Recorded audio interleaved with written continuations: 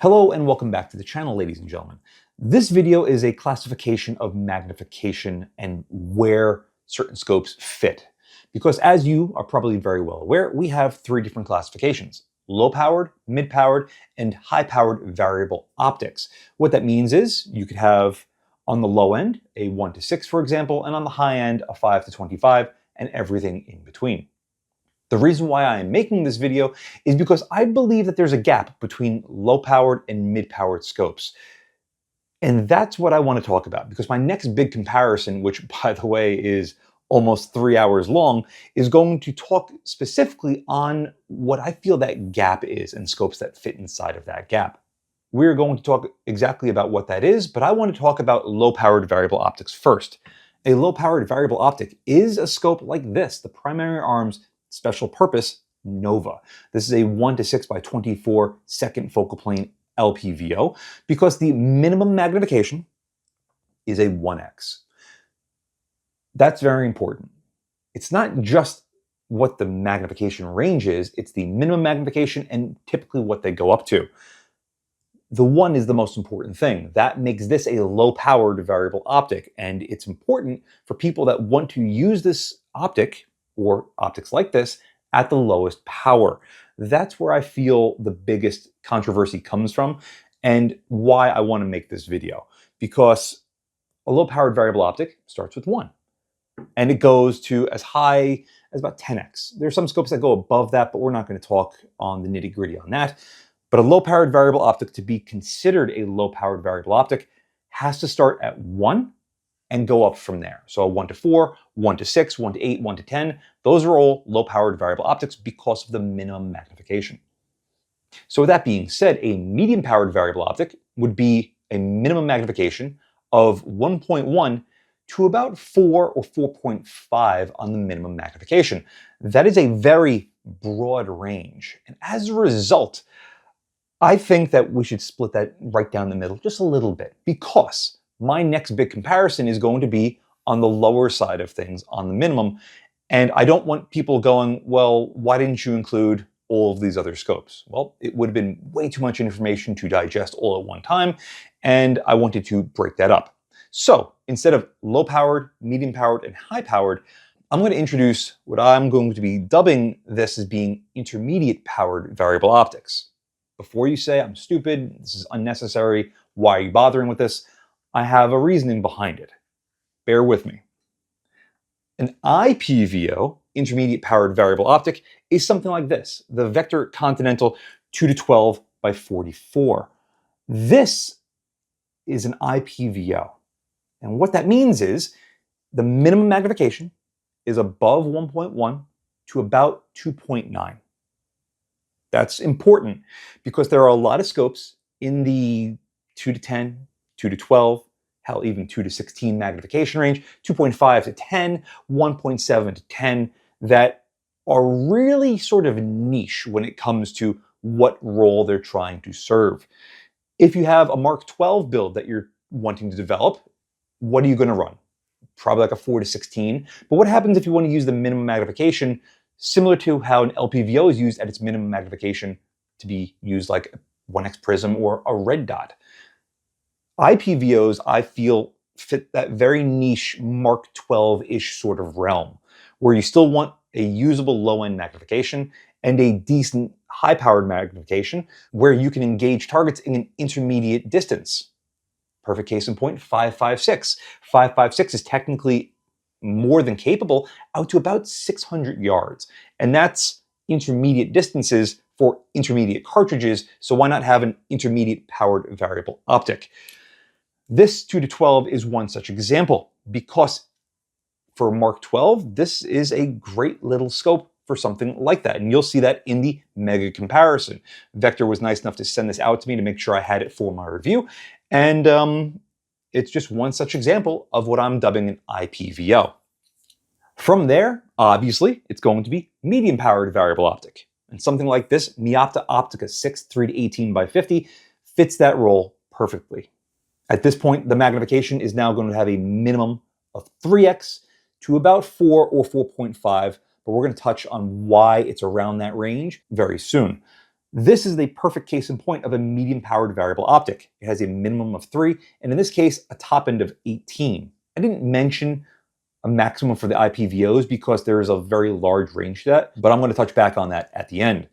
But this 3 to 18 fits right smack dab in the middle of basically the entire magnification range, because most scopes that we're going to have on the minimum are around 6 or 7x. If you're buying like a 6 to 36 or 7 to 35, 3x is right in the middle. Makes sense to have this be a medium-powered variable optic. Now, another such example of a magnification range that I consider is medium-powered would be like a 4 to 20. That's at the very upper end, because once you get the maximum power of around 20x, you're starting to get towards the high-powered variable optic segment, which I might as well roll in right now. The only high-powered variable optic that I still currently own is this Discovery Optic Gen 2 5 to 25 by 56. This is high-powered variable optic. The minimum magnification is 5x, and it goes up to 25x. So everything of the 4.5-ish and up is a high-powered variable optic. Now, there are technically very high-powered variable optics, like 8 to 80s, for example, but those are such niche optics for anyone that's shooting competitively at distance, like F-class, where I'm not even going to bother getting involved in it. However, if I ever did, I'd probably dub those HPVOs, which is just a little bit of a mouthful, but very high-powered variable optics. An 8 to 30 versus a 5 to 25 is a completely different class of optic, if you ask my opinion. Those are spaced out more or less about right. We talked only about the minimum magnification. So what about the maximum magnification? Because you might be saying to yourself, yeah, but see, there are some scopes that would technically classify as an IPVO, for example, the Nightforce NX8, because it has a 2.5x minimum, but it goes up to 20x. You're absolutely 100% right. It is in that gray zone, but I'm still going to be dubbing it more of an IPVO because of the minimum magnification. That's why I don't want to get too caught up in the maximum magnification. LPVOs, a 1 to 6, or a 1 to 10, or a 1 to 4, or a 1 to 3, those are all LPVOs. Now, there are some options that will blur that line a little bit. Things like, I don't know, the Leupold Mark III HD 1.5 to 4. That's technically in between these two. But because the maximum magnification is only 4x, it's still more or less an LPVO. There's some room for discussion there, absolutely, but that would still be considered an LPVO in my objective opinion, just because the maximum power is so low. So what makes an IPVO an IPVO is, well, the lower magnification. But I still think that the maximum magnification needs to be around 10x. So in the comparison I'm going to be putting out very soon, all of those scopes have a maximum magnification of at least 10x. So the small scope you're going to see is actually a 2.5 to 10, whereas the largest sweep scope is going to be a 1.5 to 15. But we will be talking about a 2.5 to 20. So you can see there's already a lot of scopes that we're going to be talking about in this comparison, which is why I wanted to deviate it from the medium-powered variable optics. Because the mediums are 3 to 4.5x, and go from as high as 12, 15, 18, 20, and sometimes even higher than that. And that is a very large class of scopes just by itself. And then the high-powered, well, 4.5 to 30, 5 to 25, 5 to 30, 6 to 36, those are all obviously high-powered. I hope this didn't get too confusing for you, because it's actually very confusing for me to sit here and try to explain this verbally. In my head, it sounds very clear. But once I start projecting it via my voice, it just gets very cluttered really quickly. So to sum it up very quickly, as short and sweet as possible, LPVOs, minimum magnification of 1x to whatever. IPVOs, minimum magnification of about 1.1 to 2.9. Again, there are a lot of scopes in between, like the Mark 8, for example, which is a 1.1 to 8, but that would still be considered, I think, more of an LPVO. MPVOs are 3 to about 4.5x, depending on what the top end magnification is. And then HPVOs are going to be 4.5 and above. As far as what realm I would actually use all of these different classifications of scopes for, well, an LPVO I would use on a fighting rifle, a 5.56 carbine, where I really want the 1x to be a good 1x where I could use it at its minimum magnification to use it as effectively as a red dot or prism in most cases, but still have a little bit of magnification to bring it out to 300-400 yards for target identification and for spotting my shots. As far as an IPVO, what would I throw that on? Well, I got an example for you right here. My Ruger American Ranch in 5.56. This 16-inch 5.56 caliber rifle is very good shooting, and I've taken this out to 600 yards multiple times. And for 600 yards, I want a little bit more magnification up top for, again, target identification and calling my shots, but I still want the minimum magnification because I don't run an offset red dot. That's simple. Both of these are great options for a rifle like this, whether it's a bolt action, semi-auto, 5.56, 7.62, 308, whatever.